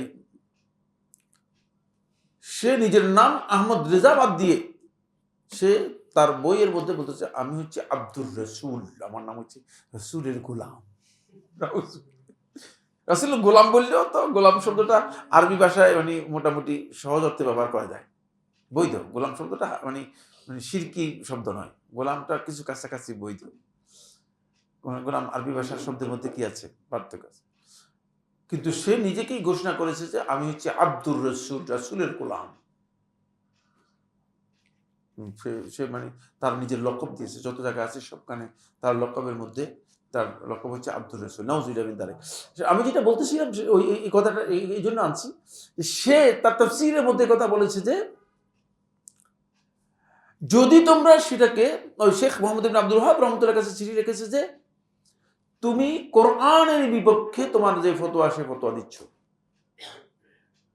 তুমি বলতেছো যে মানুষকে সিজদা করা এটা শিরক, তোমার এই বক্তব্য সঠিক নয়। কারণ আল্লাহ রাব্বুল আলামিন আদমকে সিজদা করতে বলেছেন, এবং আদমকে ফেরেশতারা সিজদা করেছে, শিরকের জন্য আল্লাহ তাআলা কি করতেন না, কোনোদিন অনুমোদন দিতেন না। সুতরাং এটা শিরক হবে না কোনোদিন। তোমার এই বক্তব্য ভুল, তুমি একটা ভুল বক্তব্য দিচ্ছ। কিভাবে বলতেছো তুমি যে আল্লাহ তাআলা মানুষকে শিরক করার জন্য অনুমতি দিবেন? এটা তো হতে পারে না করে। মানে এই যে মানে একটা বিভ্রান্তি, ওই ওই এই আয়াতের তাফসীরের মধ্যে এটা বিস্তারিত আলোচনা করেছে, অনেক অনেক পৃষ্ঠা, বুঝলেন না কত পৃষ্ঠা, মানে আমি এখন ভুলে গিয়েছি, আমার এখন খেয়াল করতেছি না, বুঝলেন না, মনে হয় মানে 12 খণ্ড না 13 খণ্ড 14 খণ্ড এরকম একটা বিশাল তাফসীর, বুঝলেন না, অনেক বিশাল লেখা, মানে অনেক বিশাল লেখা। যাই হোক, অনেক আগের দেখা, এখন এই মুহূর্তে এখন সবকিছু অনেক চোখের সামনে নেই। যেটা বলতেছিলাম সেটা হচ্ছে, সে তখন একটা বিভ্রাট তৈরি করে দিয়েছে। এই বিভ্রাটের মধ্যে দেবন্দী আলেমরাও পড়ে গিয়েছে, এই দেশের আলেমরা বেশিরভাগই। আমি যে মাদ্রাসায় পড়েছি, আমার মহাদ্দেশ সাহেব বলতেছে এটা শিরক কোনোদিন হবে না। আমার মহাদ্দেশ যে মহাদ্দেশের কাছ থেকে আমি হাদিসের সনদ দিয়ে আমার মহাদ্দেশ মানে হাদিস পড়েছি, সেই মহাদ্দেশে বলতে এটা শিরক হবে না। শিরক হয় কিভাবে? এটা হারাম হবে, এটা হারাম হবে। আল্লাহ তাআলা নিষেধ করলে তো শিরক হয় না। চুরি করাকে শিরক, চুরি করা শিরক কিনা? হ্যাঁ, জেনা করা হারাম বলছে, সুতরাং এটা হারাম হবে। আল্লাহ তাআলা নিষেধ করেছেন সিজদা করতে, মানুষকে সিজদা করা হারাম হবে, শিরক হবে কেন? কারণ শিরক হলে তো তাহলে মানে আল্লাহ রাব্বুল আলামিন এটা অনুমোদন করে দিতে পারেন না। দেখছেন তার কথাটা কেমন? এবং দেবন্দীদের বেশিরভাগ লোকের আকীদার মধ্যে এই জায়গায় একই আকীদা হয়ে গেছে। তার আকীদা, সে এমনভাবে কথাটা মানুষদের মধ্যে মার্কেটিং করতে পেরেছে, তার এই মার্কেটিং এর কারণে মানুষগুলো ক্লিয়ার হয়ে গিয়েছে, তারা নিশ্চিত হয়ে গেছে না এটা শিরক হবে না, এটা শিরক না। কিন্তু যদি মানুষগুলো এই কথাটা চিন্তা করতে, যখন এই অল্প আগে যে কথাটা বললাম, এই মানে কেন এই কথাটা আনছি বুঝতে পেরেছেন? অল্প আগে যে কথাটা বললাম যে আল্লাহর নির্দেশ পালন করা হচ্ছে বিধান, ফেরেশতারা সেখানে ইবাদত করে নেই, এটা ইবাদত ছিল না সিজদা, এটা নির্দেশ পালন ছিল। যদি ইবাদত হতো তাহলে মানে ইবলিস সে মানে চিরস্থায়ী বিতাড়িত হতো না, বুঝতে পেরেছেন? কারণ ইবাদতের মধ্যে যদি কোনো ব্যক্তি আল্লাহর নির্দেশ পালন না করে, যে নামাজ না পড়ে, অথবা যে ব্যক্তি মানে কোনো বিধান লঙ্ঘন করে, তাহলে সে অপরাধী হবে। ইবলিস তো অপরাধী হয় নাই, ঠিক না? সাথে সাথে কাফের হয়ে দিন থেকে একেবারে চিরস্থায়ীভাবে জাহান্নামী হয়ে গিয়েছে। আল্লাহর বিধান, সেটা হচ্ছে আল্লাহর নির্দেশ পালন। কথা বুঝাতে পারছি কিনা? ওই এখান থেকে এই কথাটা বলছি। এই জন্য এই যে কিবলার বিষয়টা, মানে বাইতুল মুকাদ্দাসের দিকে মুখ ফিরাবেন নাকি কিবলা আপনি মসজিদে হারামের দিকে মুখ ফিরাবেন, এটা হচ্ছে আল্লাহর নির্দেশ। হকটা হচ্ছে এই জায়গায়, আল্লাহর নির্দেশ পালন করলে সেটাই হচ্ছে হক। আর বান্দাদের জন্য যদি হয় সেটা হচ্ছে ইবাদত, আর যদি বান্দার জন্য না হয় সেটা ইবাদত নয়, সেটা নাম নির্দেশ। সেটা পালন না করলে তাহলে সে বিতাড়িত হয়ে যাবে, কাফের এবং বিতাড়িত হয়ে যাবে। ফলে এই কারণেই সে কাফের হয়ে গেছে, বিতাড়িত হয়ে গেছে। বুঝতে পারছেন এখন জিনিসটা? ক্লিয়ার হয়নি, খুবই কঠিন এবং সূক্ষ্ম কথা, ক্লিয়ার হয়নি এই কারণেই। কারণ হচ্ছে বান্দার জন্য ইবাদত, যেটা আল্লাহ তাআলা নির্দেশ দিবেন সেটা বান্দা পালন করবে ইবাদত হিসেবে। বান্দা পালন করবে কি? ইবাদত হিসেবে।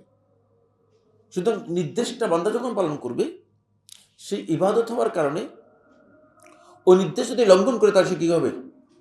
গুনাহগার হয়ে যাবে, কাফের হবে না। কিন্তু বান্দা ছাড়া অন্যকে যখন আল্লাহ তাআলা নির্দেশ দিবেন, ফেরেশতাকে যখন নির্দেশ দিবেন, ফেরেশতা নির্দেশ লঙ্ঘন করবে, তাহলে আল্লাহর নির্দেশ লঙ্ঘনকারী কাফের হয়ে যাবে, কারণ তাদের ইবাদত নেই, সে তো ইবাদতের জন্য মুকাল্লাফ নয়। এখন বুঝতে পারছেন না? বুঝতে পারেন নাই? এখনো বুঝতে পারেন নাই? কে বুঝতে পারছে আমার এই কথাটা? বুঝে আসছে? হ্যাঁ, হ্যাঁ, আমরা আমাদের ইবাদত আছে, হিসাব নিকাশ আছে। হ্যাঁ। আমরা ইবাদত করি, কিন্তু তারা তো মানে আল্লাহ তাআলা ইবাদত করে বলতে কোনো জাযা নেই। সুতরাং ওখানে যদি লঙ্ঘন করে তাহলে সরাসরি কাফের। ঠিক তারা তো আল্লাহর নির্দেশ পালন করার জন্য। এটা যদি সৃষ্টি করা হয়েছে নির্দেশ পালন, আমরা তো ইবাদত করার জন্য আল্লাহ আমাদের সৃষ্টি করেছে। মানে কথাটা কি মানে বুঝে আসছে না বুঝে আসে নাই? এটাকে আমি বুঝাতে পারছি না, বুঝতে পারি নাই। সবার মধ্যে মনে হচ্ছে ধোঁয়াশা ধোঁয়াশার মতো মানে অস্পষ্ট মনে হচ্ছে, অস্পষ্ট মনে হচ্ছে। হ্যাঁ তাকলিফের সাথে তো জাযা জড়িত। হ্যাঁ, তাকলিফের সাথে তো জাযা জড়িত। আমি আবার বলছি সেটা হচ্ছে এই বান্দার জন্য যদি কোনো নির্দেশ আসে সেটা ইবাদত তাআব্বুদি বিষয়। আর বান্দা নয় যারা মাখলুক, যেমন ফেরেশতা বা অন্যরা, এরা এরা কিন্তু ইবাদত নেই। এরা আমরা মানে সৃষ্টিগতভাবে আল্লাহর বান্দা, ঠিক আছে, কিন্তু এদের কোনো ইবাদত নেই। ইবাদতের জন্য আল্লাহ তাদেরকে সৃষ্টি করেননি, মাখলুক। এদের জন্য যেটা নির্দেশ সেটা লঙ্ঘন করাটা কুফরি, আল্লাহর সাথে মানে ইস্তেকবার, অহংকার।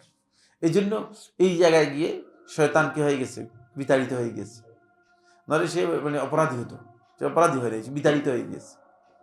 আবা ওয়াস্তাকবার ওয়া কানা মিনাল কাফিরিন, একবার শেষ হয়ে গেছে, এটা পুরোটাই কি হয়ে গেছে, বাতিল হয়ে গেছে। আর এই কথাটা এখানে এই জন্য আল্লাহ মানে সে যে বলেছে যে আল্লাহ রাব্বুল আলামিন ফেরেশতাদেরকে সিজদা করতে বলেছেন, তার এই নির্দেশটা, এই বক্তব্য সঠিক নয়। সেটা আল্লাহ তাআলার নির্দেশ ছিল। আল্লাহর নির্দেশ পালন করাটা ফেরেশতাদের জন্য, আদমকে সিজদা করবে না কার্যকরী, এটা বিষয় না। বুঝে আসছে কিনা? এটা হচ্ছে নির্দেশ পালন করাটা হচ্ছে ফেরেশতাদের জন্য অপরিহার্য। এটা ইবাদত ছিল না। কিন্তু আমরা যে সিজদা দিয়ে থাকি আল্লাহ তাআলাকে, এই সিজদাটা কি? ইবাদত। বুঝতে পারছি এখন? এখন ক্লিয়ার হয়েছে? হ্যাঁ, এই জায়গায় বলছে যেটা, সেটা হলো এই যে তারা লিআল্লা ইয়াকুনা লিন-নাসি আলাইকুম হুজ্জা, তারা এই জায়গায় গিয়ে মনে করছে যে যে কিভাবে সম্ভব, হয়তো আগের সালাত বাতিল ধরতে হবে অথবা পরের সালাত বাতিল ধরতে, কিন্তু এটা শুদ্ধ নয়, কারণ এটা আল্লাহর নির্দেশের সাথে জড়িত। দুটোই আল্লাহর নির্দেশের সাথে জড়িত। এখানে আরেকটি বিষয় খুবই গুরুত্বপূর্ণ, সেটা হচ্ছে এই হক যদি সুস্পষ্ট কোনো দলিল থাকে তাহলে হকের মধ্যে তাআদ্দুদ আসতে পারে। এটা বোঝা যাচ্ছে। তাআদ্দুদ মানে একাধিক হতে পারে, একাধিক হতে পারে। যদি দলিল থাকে তাহলে সেটা একাধিক বিষয় হক হতে পারে, এটা এতে কোনো অসুবিধা নেই। কিন্তু যখন আল্লাহ রাব্বুল আলামিন একাধিক জিনিসকে আল্লাহ তাআলা যখন নির্দিষ্ট করে দেবেন, তখন আর কি এর মধ্যে কোনো অবকাশ থাকবে না। যেহেতু রাসূলুল্লাহ সাল্লাল্লাহু আলাইহি ওয়াসাল্লাম যখন সালাত আদায় করতেছিলেন, তখন আল্লাহ রাসূল সাল্লাল্লাহু আলাইহি ওয়াসাল্লাম মসজিদে হারামের দিকে মুখ করে মানে বাইতুল মসজিদে আকসার দিকে কেউ সালাত আদায় করতেছিলেন মক্কায় থাকতে। এরপরে মদিনায় এসে রাসূলুল্লাহ সাল্লাল্লাহু আলাইহি ওয়াসাল্লাম মসজিদে আকসার দিকে মুখ করে, ইহুদি খ্রিস্টানরা মসজিদে আকসার দিকে মুখ করে সালাত আদায় করতেছিলেন। কিন্তু যখন আল্লাহ তাআলা বললেন যে ইন্নাহু লাল হাক্কু মির রাব্বিক, এটাই হচ্ছে আপনার রবের পক্ষ থেকে একমাত্র হক, যখন হকটাকে ফিক্সড করে দেওয়া হয়েছে, তখন আর সেখানে কোনো সুযোগ থাকবে না। সেখানে আর কোনো সুযোগ নেই, তাদের জন্য কোনো সুযোগ নেই, কারোর জন্য কোনো সুযোগ নেই। কারণ তাদের ওই বিধান আর গ্রহণ করার কি নেই, কোনো অবকাশ তাদের জন্য, ওই বিধান গ্রহণ করার জন্য কোনো অবকাশ তাদের নেই। ফালা তাখশাহুম ওয়াখশাউনি, আমি এটা আলোচনা করেছি, ভয়ের বিষয়টি, খাশিয়া এর বিষয়টি আলোচনা করেছি। খাশিয়া কাকে বলা হয়? খাশিয়া হচ্ছে মানে কারো আশঙ্কার উপর, কেউ কোনো ক্ষতি করবে আশঙ্কার উপর ভয় করা। বুঝতে পেরেছেন? এই ভয়টা হচ্ছে খাশিয়া। মানে আপনি একটা ক্ষতি করে দিবে আপনার, মানে এই ধরনের কোনো ভয়, যে সে আমার মনে হয় একটা বড় কিছু করে ফেলতে পারে, এই ধরনের ভয়, এই ভয়টাকে খাশিয়া বলা হয়। তাকে খাশিয়া মানে ভয় করা। এই ভয়টা বাহ্যিক কারণে নয়, অস্পষ্ট কারণে। খাশিয়া হচ্ছে অস্পষ্ট কারণে হয়। এটা আল্লাহ তাআলা ছাড়া আর কারো জন্য করা শিরক, কারণ খাশিয়াটা হচ্ছে ইবাদত। এই জন্য এই আয়াতের মধ্যে আল্লাহ তাআলা দুটোই একসাথে নির্দেশ দিয়েছেন। ফালা তাখশাউহুম, তাদেরকে ভয় করবে না, কারণ তাদেরকে ভয় করলে তোমার ঈমান কি হয়ে যাবে, নষ্ট হয়ে যাবে। ওয়াখশাউনি, কেবল আমাকে ভয় করবে। বোঝা যাচ্ছে যে মানে খাশিয়ার মধ্যে তাওহীদ শব্দ, একমাত্র ভয় আল্লাহর জন্যই তবে। আর এই খাশিয়াটা হচ্ছে ওই ভয়, আবার বলছি ওই ভয় যে ভয়ের অদৃশ্য কারণ রয়েছে। হ্যাঁ ক্ষতি করে ফেলতে পারে। যেমন বুঝবেন, এটার জন্য হয়তো আমাকে, যেমন মানুষগুলো যখন মনে করে যে কবর দিয়ে অতিক্রম করছে, মানে অনেক বড় পীরের বড় বুজুর্গের কবর যদি টাকা না দিয়ে যান তাহলে কি হইতে পারে, একটা বড় ক্ষতি হয়ে যেতে পারে। অথবা বিভিন্ন জায়গায় বিভিন্ন কুসংস্কার আছে, বলছে যে অমুক দিন যদি বের হন তাহলে আপনার একটা বিরাট ক্ষতি হয়ে যেতে পারে, বিরাট ক্ষতি হয়ে যেতে পারে। মানে এই ধরনের একটা ঘটনা আমার কাছে, ময়মনসিংহের এক ভাই, তিনি আরবি পড়তেন মসজিদে নববীতে, এমনি একটা কোম্পানিতে চাকরি করতেন, কিন্তু মাঝে মধ্যে এসে আরবি পড়তেন। বলছে শেখ, মানে মানে আসর থেকে এসা পর্যন্ত এই টাইম আমি মসজিদে নববীতে থাকতাম। তো এসে উনি, আমি যেখানে বসতাম সেখানে এসে কিছুক্ষণ আসে আরবি পড়তেন। তো আরবি পড়তেন। একদিন তার ঘটনা বর্ণনা করলো, বললো যে মানে যখন তাওহীদের বিষয় নিয়ে আলোচনা করছে, বললো যে শেখ, আমার নানা মানে তিনি একজন খাঁটি মুওয়াহহিদ তাওহীদপন্থী লোক ছিলেন। মানে কি, মানে কিভাবে বুঝলেন? বলছে উনি বাহিরে চাকরি করতেন, তো মানে বছরে হয়তো ছুটি যখন হতো তখন আসতো বাড়িতে, ছুটি যখন হয় তখন আসতো। আমার নারীর সন্তান হয়, কিন্তু সন্তান হয় কয়দিন পর বাঁচে না, হয়তো 1 মাস 2 মাস এরপর মরে যায়। এইভাবে 1 2 3 4 9 মানে 8টা সন্তান হয়েছে, একটা সন্তানও বাঁচে না। কারণ দেশে যে সমস্ত ওই যে খন্দকার, তারপরে এগুলো কি বলে, যারা তাবিজ তুমার করে, এগুলো কি বলে, হ্যাঁ কবিরাজ না, অন্য একটা নাম আছে, হ্যাঁ অন্য একটা নাম আছে, হ্যাঁ যাই হোক, মানে যারা এই সমস্ত মানে জানফুকের মানে এই সমস্ত কাজ করে, তাদের কাছে যখন যায় তখন তারা বলে যে, হ্যাঁ এটা খোনার বলা হয় তাকে ফার্সিতে, যাই হোক, মানে তাদের কাছে যখন যায় তখন তারা বলে যে বলে আপনি তাবিজ দিলে আপনার সন্তান বেঁচে যাবে, আপনার সন্তানকে জিনে মেরে ফেলে। যদি সন্তানের তাবিজ দিতে পারে তাহলে বেঁচে যাবে। এরপরে উনি একটা সন্তান হয়েছে, উনি কিন্তু আমার নানা কোনোদিন বলছে না, খবরদার আমার সন্তানের গায়ে তাবিজ লাগবে না, কোনোদিন তাবিজ দিতে পারবে না। তার নিজের ঘটনা বর্ণনা করতেছে, বুঝতেন না, মানে আমার সন্তানের গায়ে কোনোদিন তাবিজ দিতে পারবে না। তো শেষে বলে উনার একটা মেয়ে হলো, মেয়ে হওয়ার পরে গোপনে গিয়ে আমার নানি তাবিজ এনে তাবিজ লাগাই দিয়েছে। উনি মানে উনি দেখে নেই। এরপরে মানে সন্তান মানে দেখতেছে যে কাজ ঠিকই আছে, মানে 2-3 মাস হয়ে গেছে। 2-3 মাস পরে উনি যখন ছুটিতে আসছে, উনি ভালো করে মানে এতদিন পরে সন্তান, ঠিক না, একটা স্বাভাবিকভাবে একটা আবেগ থাকে, সন্তানকে দেখতেছে, দেখে যে হাতের মধ্যে তাবিজ। উনি তো বলছে, কে এই তাবিজ লাগিয়েছে, কি কিসের? বলছি দেখো তোমার কাছে সবাই বললো যে আমরা ক্ষমা চাই, মানে তুমি ভুল কাজ করো না। বলে না, এই তাবিজ প্রথমে কাটতে হবে, তারপরে কথা। বলে তাবিজটা প্রথম কাটতে হবে, তারপরে কথা। তাবিজ কেটে ফেললো, মানে সেই দিনই সন্তানটা মারা গেল। আত্মীয় স্বজন এসে তুমি এই সন্তান হত্যাকারী। বলছে না, আল্লাহর কসম, এর হায়াত এতদিন পর্যন্ত, আমি তোমাদেরকে বলছি এর হায়াতই এতদিন পর্যন্ত ছিল, এই তাবিজে তার কিচ্ছু করে নাই।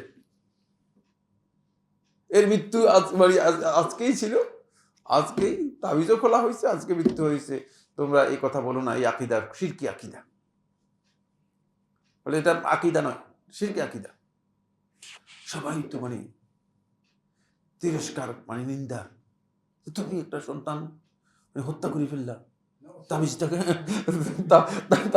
তাবিজটা খুলে ফেললা, কেমন করলা তুমি? বলছে না, এই সন্তানের হায়াত এতদিন পর্যন্ত, এই দিন পর্যন্ত হায়াত ছিল, এরপর তার মৃত্যু অবধারিত। এটাই হচ্ছে ইমান, এটা হচ্ছে ইমান। এরপরে আমার মার জন্ম হয়েছে, এরপরে তাবিজ ছাড়াই আমার মা জীবিত পেয়েছে, জীবন পেয়েছে। কিন্তু এই ধরনের মানুষের আকীদার মধ্যে এই যে এই ভয়টুকু যে তাবিজ না দিলে তাহলে সন্তান মরে যাবে, কোথাও গেলে বড় ধরনের ক্ষতি হয়ে যাবে, এটা হচ্ছে খাসিয়া, এটা হচ্ছে খাসিয়া। এই ধরনের ভয় শুধুমাত্র আল্লাহ ছাড়া আর কারোর জন্য কি নেই, জায়েজ নেই। এবং আল্লাহ রাব্বুল আলামিন ছাড়া অন্য কারো যদি এই ধরনের কোনো ভয় কারো অন্তরের মধ্যে প্রবেশ করে, তাহলে এটা শিরক হবে, এটা শিরক হবে। আর অন্যান্য যে ভয় আছে সেগুলো হচ্ছে বাহ্যিক কারণে যে ভয় দেখা দেয়। যেমন আপনি চোর দেখলেও ভয় পেতে পারেন, পুলিশ দেখলেও ভয় পেতে পারেন, সেটা এই ধরনের ভয়, এগুলোতে কোনো অসুবিধা নেই, এগুলো শিরক না। কিন্তু যদি এমন অদৃশ্য কারণে যে হতে পারে যে জিনি আমাকে ধ্বংস করে, যদি বের হয় তাহলে জিনি মেরে ফেলবে, এই ধরনের ভয় যদি কারো অন্তরের মধ্যে থাকে, তাহলে তিনি মূলত শিরকের মধ্যে লিপ্ত হওয়ার সম্ভাবনা রয়েছে। এবং এই কারণেই এই আয়াতে আল্লাহ রাব্বুল আলামিন তাদেরকে সতর্ক করলেন। কেন তাদেরকে এই জায়গায় সতর্ক করলেন? কেন এই জায়গায় সতর্ক করার কারণ হচ্ছে এই জন্য, যেহেতু তারা মনে করতেছে যে মসজিদে হারামের দিকে, মসজিদুল আকসার দিকে সালাত আদায় করতেছিলাম মুখ ফিরিয়ে, এখন যদি আমরা আমাদের মুখ ফিরিয়ে নিই মসজিদে হারামের দিকে, তাহলে আমাদের হয়তো বড় ধরনের ক্ষতি হয়ে যেতে পারে। মসজিদে হারামের মসজিদে আকসার অবমাননার কারণে এত নবী এবং রাসূলদের কিবলা আর ইহুদি এবং খ্রিস্টানদের কিবলা, সবার কিবলা, যদি এই কিবলা আপনি লঙ্ঘন করেন, তাহলে আপনার বিরাট ক্ষতি হয়ে যেতে পারে। যেমন এই মাজারে, এই দরবারে আসেন, এই কবরস্থানে আসেন, যদি জুতা খুলে না আসেন, তার অবস্থা শেষ, আপনার অবস্থা খারাপ হয়ে যাবে, বুঝতে পেরেছেন? এই জন্য এই ভয়টুকু যাতে করে তাদের অন্তরের মধ্যে কোনোভাবে না আসে, আল্লাহ তাআলা বলছেন ফালা তাখশাউহুম, জালেমদের এই সমস্ত কথা। কারণ তারা এটা ভয় দেখাচ্ছে যে তোমরা আল্লাহর ঘরের অবমাননা করতেছো, মসজিদ আকসার অবমাননা করতেছো, তোমরা জানো না যে মসজিদ আকসা কে করেছে? মসজিদ আকসা সুলাইমান করেছে। সুতরাং তারা এই ভয় দেখাচ্ছিল যে তোমাদের বিরাট ক্ষতি হয়ে যাবে, তোমরা বুঝবে না যে তোমাদের কি ক্ষতি হয়ে যাবে, বুঝতে পেরেছো? তাই জন্য আল্লাহ সুবহানাহু ওয়া তাআলা কি করতেছেন, ক্লিয়ার করে দিয়েছেন ফালা তাখশাউহুম, তাদের মোটে ভয়ের কোনো কারণই নেই।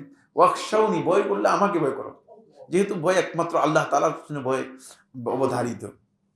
দ্বিতীয় কারণ হচ্ছে যে আল্লাহ তাআলা বলছেন যে এই বিধানটাই মূলত ইসলামের এত মৌলিক বিধান, এটা আল্লাহ তাআলার ইসলামের যে নিয়ামত আছে, এই নিয়ামতের সাথে জড়িত। এই জন্য ইস্তিকবালুল কিবলা, কিবলামুখী হওয়াটা, এটি মিন শাআইরিল ইসলাম, ইসলামের অন্যতম নিদর্শনগুলোর মধ্যে একটি। ফলে এর মর্যাদা এত বেশি যে ইচ্ছাকৃতভাবে যদি কোনো ব্যক্তি কিবলার দিকে থু মারে অথবা থুতু ফেলে, তাহলে সে ব্যক্তি, জুমহুর আহলে হাদিস উলামায়ে কেরাম বলেছেন যে তার এই আমল কবিরা গুনাহ, কবিরা গুনাহ হবে। এবং কেউ কেউ বলেছেন যে যদি অবমাননার উদ্দেশ্য করে, তাহলে সে কাফের হয়ে যাবে। দেখছেন কত গুরুত্বপূর্ণ বিষয়। এই জন্য ইস্তিকবালুল কিবলা এত গুরুত্বপূর্ণ যে রাসূলুল্লাহ সাল্লাল্লাহু আলাইহি ওয়াসাল্লাম নির্দেশ দিয়েছেন। আবু আইয়ুব আনসারী রাদিয়াল্লাহু বর্ণিত হাদিসের মধ্যে, সহিহ বুখারী হাদিসের রাওয়ায়াতের মধ্যে এসেছে যে লা তাস্তাকবিলুল কিবলাতা ওয়া লা তাস্তাদবিরুহা, তোমরা যখন পেশাব পায়খানা করবে তখন কিবলার দিকে মুখ করে অথবা কিবলাকে পিছনে দিয়ে করবে না। ওয়ালাকিন শাররিকু ওয়া গাররিবু, পূর্ব পশ্চিমের দিকে করবে, অর্থাৎ বিপরীত দিকে করবে। পূর্ব পশ্চিম যেহেতু মদিনাতেই বলছে তো এই জন্য, বাংলাদেশের জন্য নয়। আপনারা বলেছেন রাসূল তো নির্দেশ দিচ্ছেন পূর্ব পশ্চিম, আমরা পশ্চিম দিকেই করি। না, এখান থেকে পশ্চিম, কিন্তু ওই মদিনার কথা বলা হচ্ছে। অর্থাৎ কিবলার দিকে করতে পারবে না। দেখেন মানে পেশাব পায়খানায় মানুষের একেবারেই হাজা, গুরুত্বপূর্ণ মৌলিক জীবনের বিষয়, কিন্তু সেখানেও আল্লাহ রাব্বুল আলামিন যাতে করে কিবলার অবমাননা না হয় এটাকে নিদর্শন হিসেবে নির্ধারণ করে দিয়েছেন, যাতে করে কিবলার অবমাননা না হয়। যেই সমস্ত কাজে কিবলার অবমাননা হয় থাকে সেটি ইসলামী শরীয়তের মধ্যে মানে করার বৈধতা নেই। এখান থেকে বোঝা যাচ্ছে যে আল্লাহ সুবহানাহু ওয়া তাআলা এটাকে আল্লাহ তাআলা বলছেন এটা আল্লাহ তাআলার নিয়ামত, বান্দাদের জন্য এটা আল্লাহ তাআলা নিয়ামত দিয়েছেন। এই কারণে রাসূলুল্লাহ সাল্লাল্লাহু আলাইহি ওয়াসাল্লাম বলেছেন যে মুসলিমের পরিচয় হচ্ছে যেই গুরুত্বপূর্ণ কয়টি বৈশিষ্ট্য তার মধ্যে একটা মান ইস্তাকবালা কিবলাতানা, যে আমাদের কিবলার দিকে মুখ ফিরাবে। মান ইস্তাকবালা কিবলাতানা ওয়া সাল্লা সালাতানা, তারপরে আমরা যেভাবে সালাত আদায় করি আমাদের সালাত সেভাবে সালাত আদায় করবে। তারপরে ও আকালা যাবিহাতানা, আমরা যে জবে করে থাকি সেই জবে খাবে, মানে আমাদের পশু জবে করা খাবে। ফাহুয়াল মুসলিম, সেই হচ্ছে মুসলিম, মানে মুসলিমের পরিচয় হচ্ছে এটি, সে হচ্ছে মুসলিম। দেখেন মানে এটা হচ্ছে মানে ওই কমন মুসলিম, এটা হচ্ছে ইসলামের কমন মুসলিমের পরিচয়, মুসলিমের মানে কমন মুসলিমের পরিচয়, মানে এই তিনটি জিনিস থাকতেই হবে। সাধারণ মুসলিম মানে যে অন্য কিছু জানে না, অন্য কিছু করে না, কিন্তু যদি কেবলাই না মানে, হুজুর কেবলা মানে কেবলা মানে না, তাহলে বুঝতে হবে যে এই ব্যক্তি কি মুসলিম না, এটা মুসলিম বলা করার সুযোগ নেই। কারণ অধিকাংশ লোকই এখন নিজেদের কেবলা হুজুর কেবলার দিকে নিয়ে গেছে। হ্যাঁ, মানে কেবলা বাদ দিয়ে আল্লাহর ঘরের মসজিদে হারামের কেবলা বাদ দিয়ে এটা হুজুর কেবলার দিকে চলে গিয়েছে। যদি হুজুর কেবলার দিকে চলে যায় তাহলে সে মধ্যে মুসলিম হবে না। তারপর আমাদের যে কোরবানি, সে কোরবানি পশু যদি না খায়, চট্টগ্রামে আসছে কিছু সংখ্যক লোক বাজার থেকে মানে পশু জবে করে খাবে না, তারপরে যারা মাইকে আজান দেয় তাদের কোরবানির পশু খাওয়া হারাম, এরা মুসলিম না। মাইকের একটা গ্রুপ আছে চট্টগ্রাম, বুঝতে পারছেন, মাইকের গ্রুপ, এদের দিন হচ্ছে মাইকের মধ্যে, এদের আকীদা এবং দিন পুরাটা কিসের মধ্যে? মাইকের মধ্যে। মাইকে আজানও দিতে পারবেন না, মাইকে সালাত আদায় করতে পারবেন না, মাইকে কোরআন তেলাওয়াত করতে পারবেন না। মুসলিম হতে হলে এটা শর্ত। এরা আসলে মানে জাহিল, এরা ইসলামের গণ্ডির বাইরে। যেমন হিন্দুরা দেখবেন যে আপনি যদি জব করেন খাবেন না, দেখবেন যে এটা বুঝে যাচ্ছে। এরপরে সল্লা সলাতানা, আমাদের সলাতের মধ্যে সলাত আদায় করতে হবে। আমি একদিন মসজিদে নববীতে বসে আছি, তখন কোন বিশ্ববিদ্যালয়ের একজন প্রফেসর শিয়ার হাফিজি, তার সাথে আমার মানে দেখা হলো এবং পরিচয় হলো। পরিচয় হওয়ার পর সে আমাকে বোঝানোর জন্য চেষ্টা করলো যে তোমরা আমাদের সম্পর্কে কিছু মানুষদেরকে মিসকনসেপশন দিচ্ছ, ভুল ধারণা দিচ্ছ, ভালো মানে বিষয় না দিয়ে আমাদের সম্পর্কে মানুষদেরকে খারাপ বিরূপ ধারণা দিচ্ছ। তো আমাদের তো এই সমস্ত কোনো বিষয় নেই, আমরা তো ইসলামের সাথে আমরা মুসলিম, আমাদের কোন তোমাদের সাথে আমাদের কোন তেমন কোনো পার্থক্যই তো নেই। কি পার্থক্যের কারণে তোমরা আমাদের সাথে মানে ভিন্ন আমাদের মানে বিরূপ ধারণা দিচ্ছ আমাদেরকে?